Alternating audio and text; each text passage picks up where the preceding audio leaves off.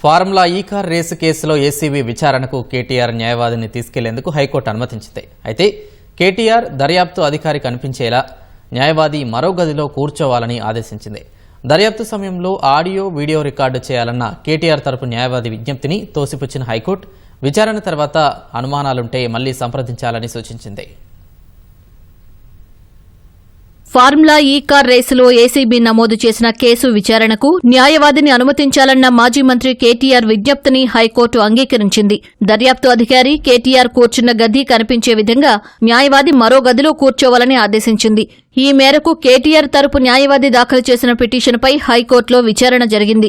ఇందులో విచారణకు వెళ్లే సమయంలో న్యాయవాదిని అనుమతిస్తూ సుప్రీంకోర్టు ఇచ్చిన తీర్పులను కేటీఆర్ తరపు న్యాయవాది కోర్టు దృష్టికి తీసుకెళ్లారు. న్యాయవాదిని అనుమతించొద్దని ఏసీబీ తరపున వాదించిన అదనపు అడ్వకేటు జనరల్ రజనీకాంత్ రెడ్డి కోరారు.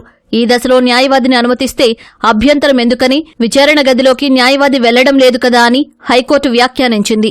YCP MP Avinash Reddy CBI విచారణను ఎదుర్కొనే సమయంలో న్యాయవాదిని అనుమతిస్తూ ఇదే హైకోర్టు తీర్పు ఇచ్చిందని జస్టిస్ కె లక్ష్మణ్ గుర్తు చేశారు.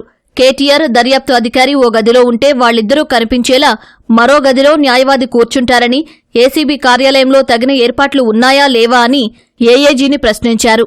ఏసీబీ కార్యాలయంలోని లైబ్రరీలో కూర్చుంటే దర్యాప్తు అధికారి గది కనిపిస్తుందని ఏఏజీ కోర్టుకు తెలిపారు.